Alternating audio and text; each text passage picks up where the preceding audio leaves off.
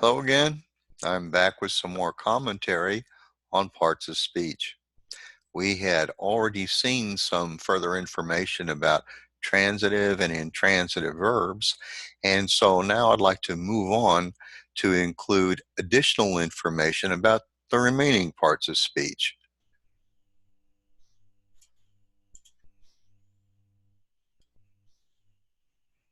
So, as you can see, I hope you can see, we are beginning a new set of slides. And we'll be talking about nouns, pronouns, adjectives, adverbs, prepositions, and conjunctions in this little video. All right, nouns. Let's see what we can say about nouns.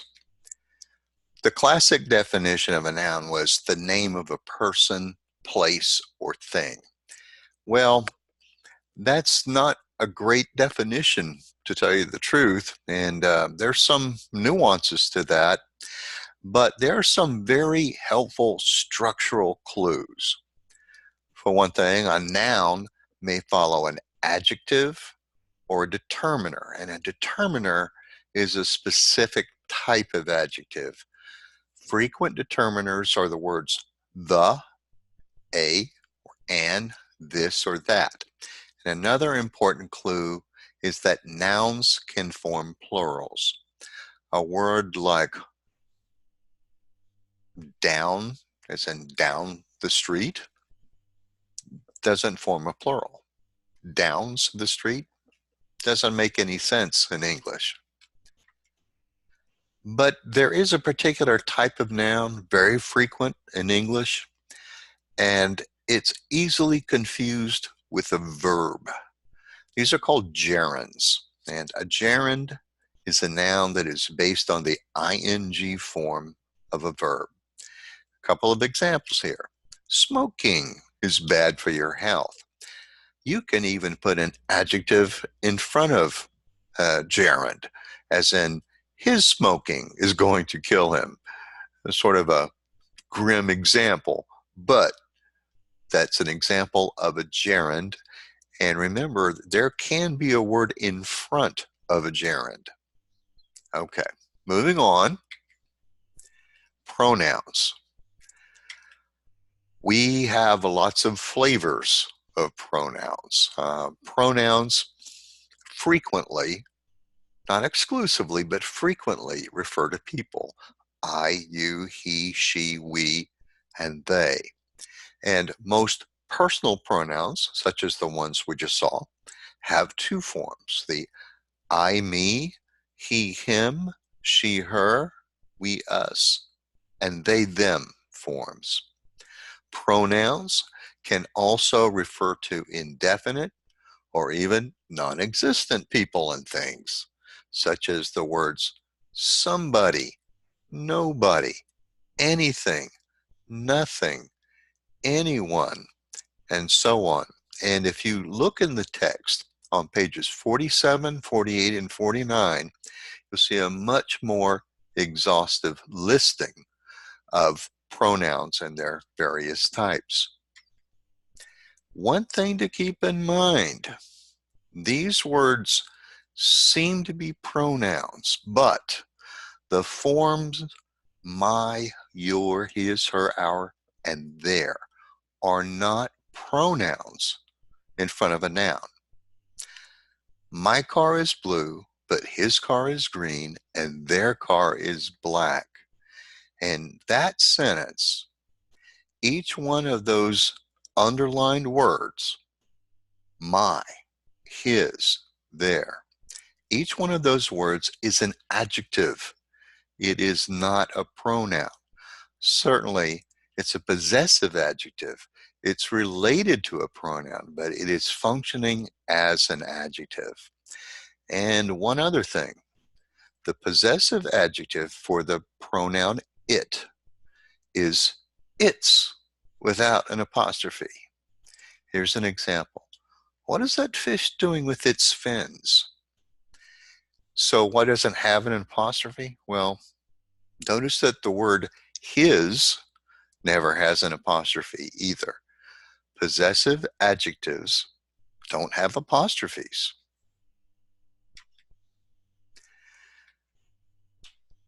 So, what can we say about adjectives?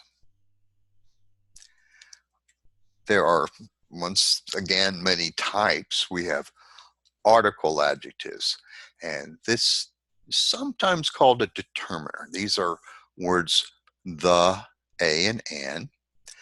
Adjectives, most of us know, are descriptive words that can be an almost infinite list, like big, round, old, scratchy, green. And again, possessive adjectives. Tom's hat, the judge's gavel, her hair. And remember, her, even though it refers to a pronoun, that's an adjective, her hair.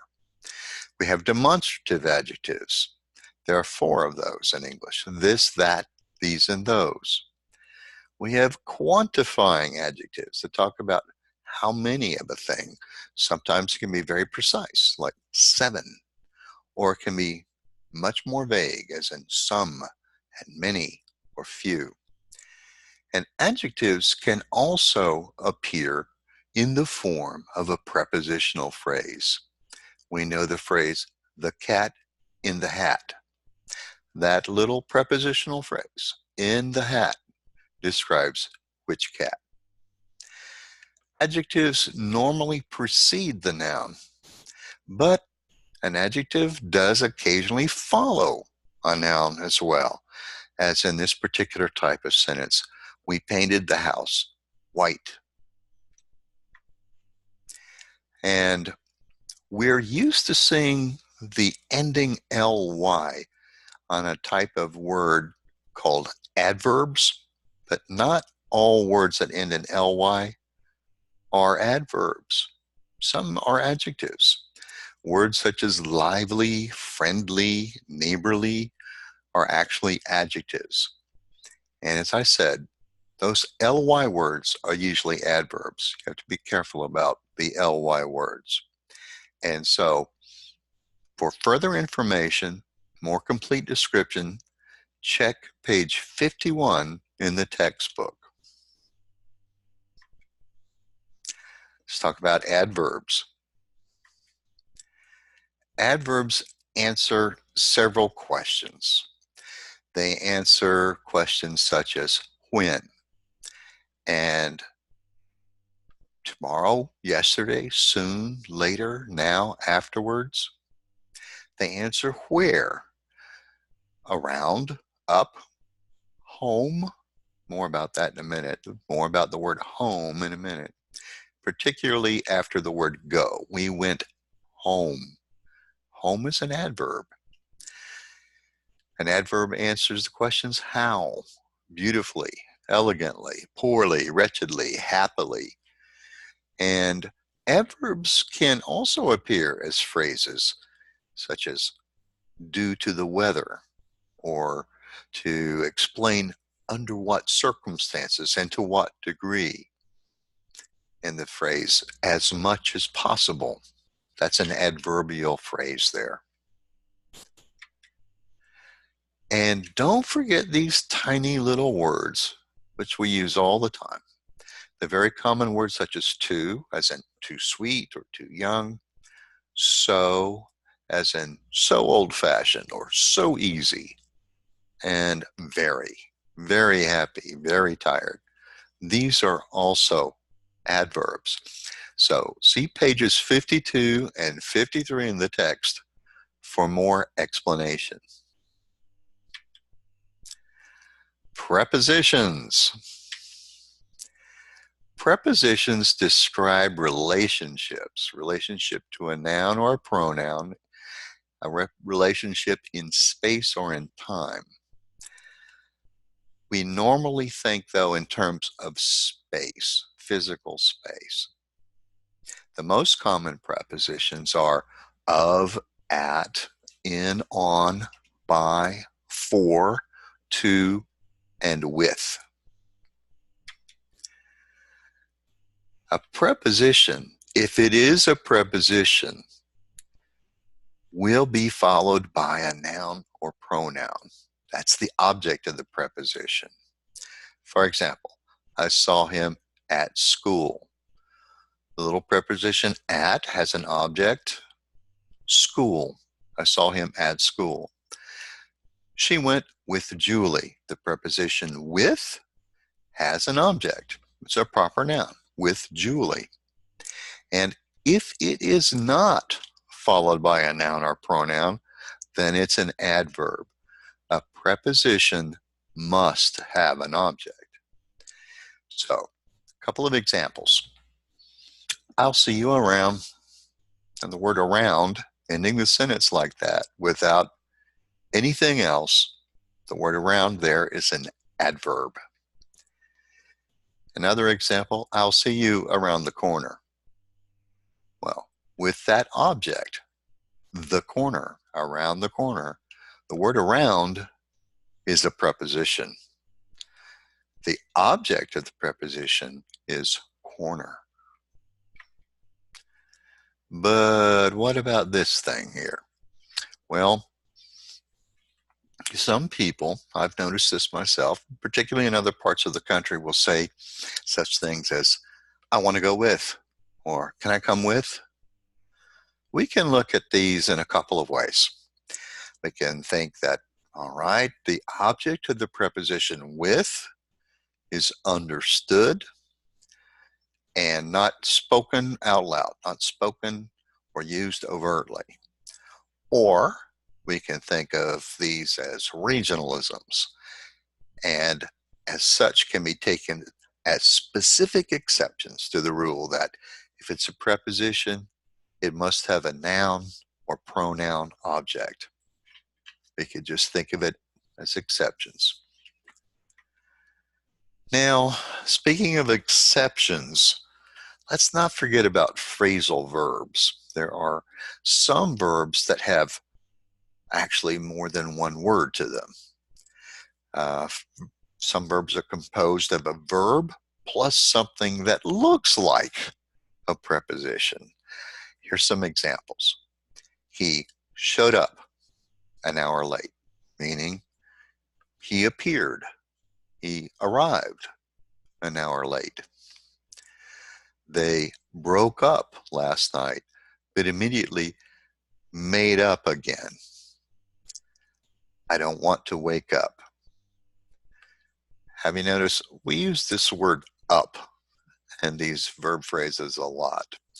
English is rich with these phrasal verbs, which are also extremely common in modern German. English is a Germanic language after all. We can also have up to two prepositions in this type of verb. I can think of at least two examples.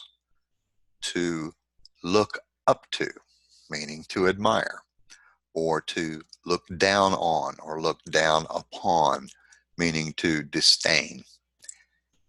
Some of these phrasal verbs require an object, as in look up to somebody. And some don't need an object. It would be strange, as in show up. He showed up is all you need. Appeared. As I think of it, the word or the phrase show up can be looked at as, for example, he showed up his rival, meaning he bested. He made a fool of his rival. So I just thought of, on the fly, just thought of another meaning of the verb phrase, the phrasal verb show up. Interesting. We use these a lot in English. So what many people call phrasal verbs, I use the term phrasal verb. What many people call phrasal verbs are referred to in the text as verbs with an adverb or adverbial complement. And really, the distinction between phrasal verbs and a verb with an adverbial complement is minor. And it's primarily a question of terminology. So I will use the phrase or the description that the textbook uses. I might slip every once in a while and say phrasal verb, but this is what I'm talking about. A verb plus one or up to two prepositions following. Conjunctions. All right. Well, there are 5 types of conjunctions to be technical, and a conjunction is a word or group of words that join other words or groups of words together.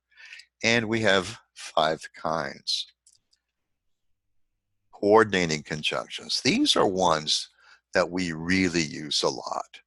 The word and, for example, Felicia and Alicia are a mother and daughter who speak French and Spanish. Over the meadow and through the woods we will go, but we'd rather not. The word or. Give your jacket to Paul or me, for someone has to put them away.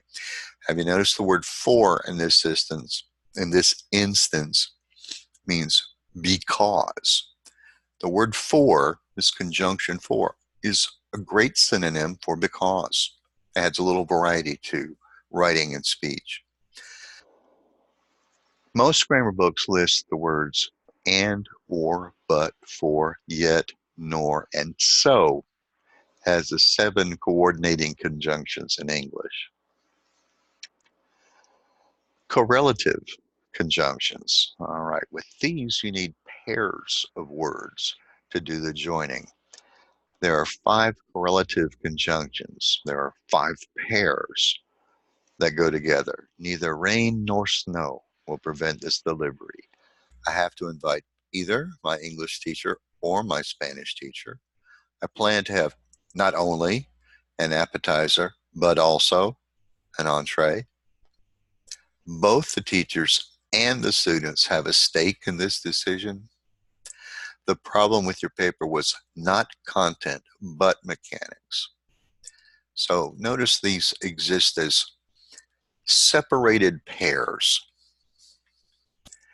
Subordinating conjunctions. We're not going to be doing an awful lot with these because subordinating conjunctions often introduce a dependent clause. We've seen a little something about dependent clauses earlier on.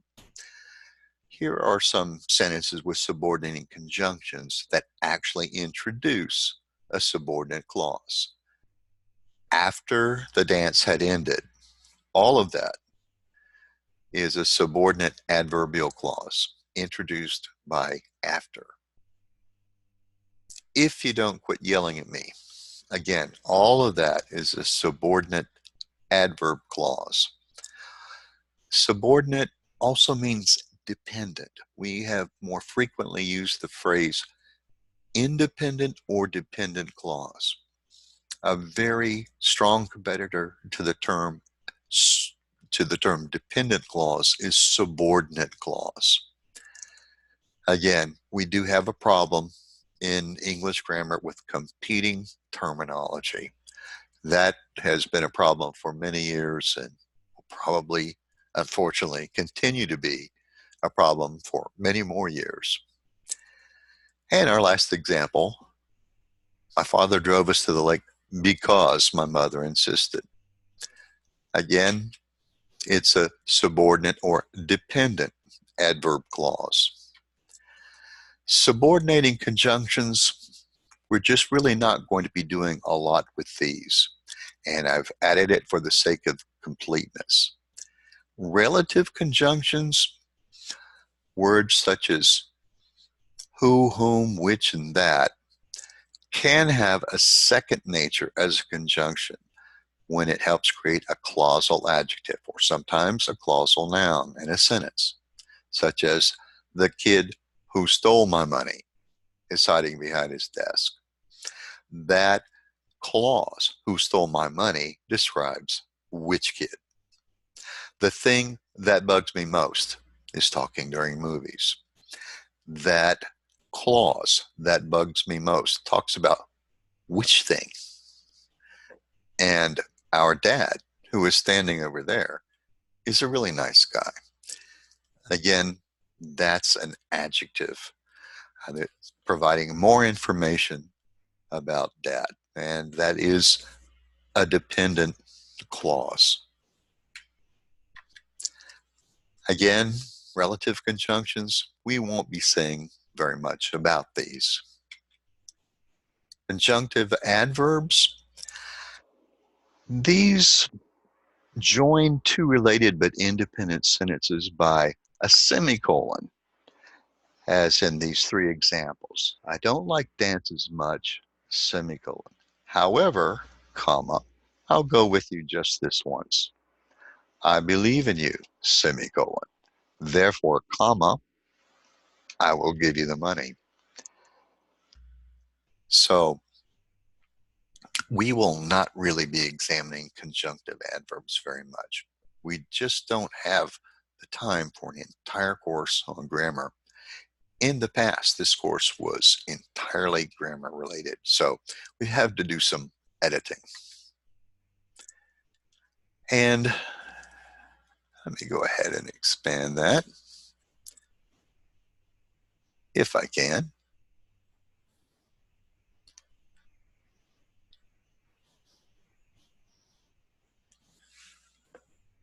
Excuse me. All right, I'll just stay up here in the corner for a while. And I hope this information is clarifying some things as we move along. It's sometimes a tricky deal to learn to identify parts of speech. We have one more video to go.